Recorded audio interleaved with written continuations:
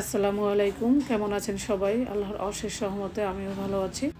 আজকে এমন একটা হাঁসের রেসিপি তৈরি করে দেখাবো। এই রেসিপিতে হাঁস রান্না করলে অন্য কোনো রেসিপি আপনাদের কাছে ভালোই লাগবে না। তো এখানে আমি একটি হাঁস খুব ভালোভাবে পরিষ্কার করে মানে হাঁসটা ধুয়ে উপরের পানিটাকে একদম ভালো করে টিস্যু দিয়ে মুছে নিচ্ছি। তো এইভাবে হাঁস খুব ভালোভাবে পরিষ্কার করে একদম উপরে পানিটা শুকিয়ে শুকনো একটি পলিথিনে এইভাবে রেখে দিলে ৩-৪ মাস পরে এই হাঁসটা যদি খেয়ে থাকেন তাহলে কোনো রকম গন্ধ তো আসবেই না, মনে হবে মাত্র জবাই করেই খাওয়া হয়েছে। এতটাই টেস্টি এবং এতটাই মজার হয়। আমি এইভাবেই হাঁস সংরক্ষণ করে থাকি, তাই ভাবলাম আপনাদের সাথে একটু শেয়ার করি। এই তো দেখতে পাচ্ছেন, এরপরে আমি পলিথিনে কিভাবে মুড়িয়ে নিয়েছি, একদম বাতাস ঢোকা যাবে না। এরপরে উপরে আমি খুব ভালো করে একটি ন্যাকড়ার সাহায্যে একদম পেঁচিয়ে পেঁচিয়ে টাইট করে বেঁধে নিচ্ছি। এভাবে আমি গ্রাম থেকে এই হাঁসটি সংরক্ষণ করে নিয়ে এসেছি। প্রায় 2 মাস পরে আমি এটা খুব ভালোভাবে ধুয়ে কেটে পরিষ্কার করে নিয়েছি। এটা রান্না করার পরে এতটাই মজার ছিল কি বলবো, আপনারা একবার হলেও এভাবে সংরক্ষণ করে দেখবেন। এরপরে এখানে আমি 2 কাপ পেঁয়াজ কুচি নিয়েছি। পেঁয়াজটা একটু বেশি করে দিব আজকের এই রেসিপিতে। দিয়েছি 2 টুকরো তেজপাতা, 2 টুকরো দারচিনি, আর এখানে হচ্ছে এলাচ 4 টুকরো, মুখটা ফাটিয়ে দিয়েছি। গোলমরিচ নিয়েছি হাফ চা চামচ, আর লবঙ্গ নিয়েছি হাফ চা চামচের মতো। এরপর এগুলো ভালোভাবে ধুয়ে দিয়ে দিয়েছি। এখানে 1.5 টেবিল চামচ লাল মরিচের গুঁড়া, 1 চা চামচ হলুদের গুঁড়া, 1 চা চামচ করে গরম মশলার গুঁড়া, আর হচ্ছে ধনিয়া গুঁড়া, স্বাদ মতো লবণ দিয়ে এখন আমি সবটুকু পেঁয়াজের সঙ্গে মিশিয়ে নিচ্ছি। এরপরে এখানে আদা রসুন বাটা দিব 3 টেবিল চামচ। এখানে 3 টেবিল চামচ সরিষার তেল দিব। আজকে রান্নাটা সরষের তেল দিয়ে করব। এই তো 3 টেবিল চামচ সরষের তেল দিয়ে এখন সমস্ত মশলাগুলো হাত দিয়ে খুবই ভালো করে মথে মথে মিশিয়ে নিচ্ছি। এরপরে যে আগে থেকে যে হাঁসটাকে খুব ভালোভাবে ধুয়ে পরিষ্কার করে পানিটাকে একদম ভালো করে ঝরিয়ে নিয়েছি, সবটুকু হাঁস ঢেলে দিয়েছি। দিয়ে এখানে আমি 5-6 মিনিট ধরে হাঁসটাকে খুব ভালো করে মশলার সঙ্গে মিশিয়ে নিব। এই হাঁসটা মাখানোর সময় যত ভালোভাবে মাখাবেন, রান্নার পরে খেতে কিন্তু তত বেশি ভালো লাগবে। এই তো খুব ভালোভাবে মাখিয়ে ঢাকনা দিয়ে ঢেকে একদম 1 ঘন্টার জন্য আমি ম্যারিনেশন করে রেখেছি। ফিরে এলাম 1 ঘন্টা পরে। এই তো এখন আমি ঢাকনা দিয়ে ঢেকে চুলার আঁচ একদম ভালো করে বাড়িয়ে দিয়ে 10 মিনিটের মতো রান্না করেছি। এই তো দেখতে পাচ্ছেন 10 মিনিট পরে হাঁস থেকে কিছুটা পরিমাণ পানি বের হয়েছে।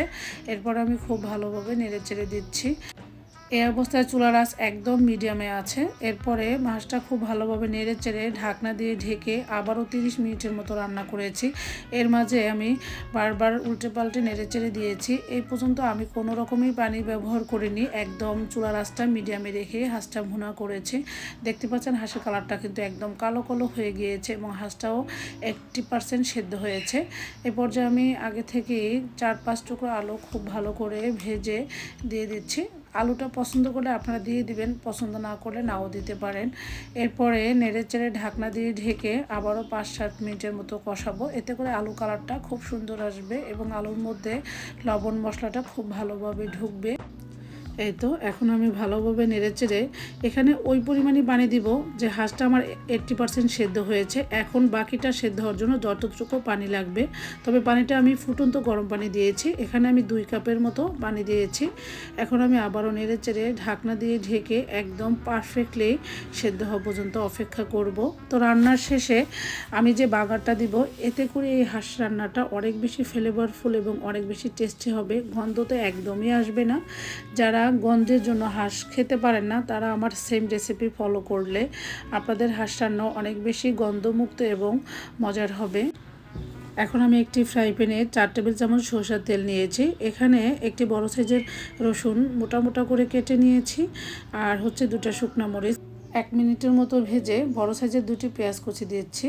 এরপরে এগুলো 1 মিনিটের মতো ভেজে এখানে হাফ টিস্পুনের চেয়েও কম রাঁধুনি আর হচ্ছে জিরা, আস্ত জিরা দিয়ে একদম ভালো করে ভেজে নিচ্ছি। এই রাঁধুনিটা দেওয়ার জন্যই হাঁসের গন্ধটা কিন্তু একদমই আসবে না এবং খেতেও অনেক বেশি মজার ছিল।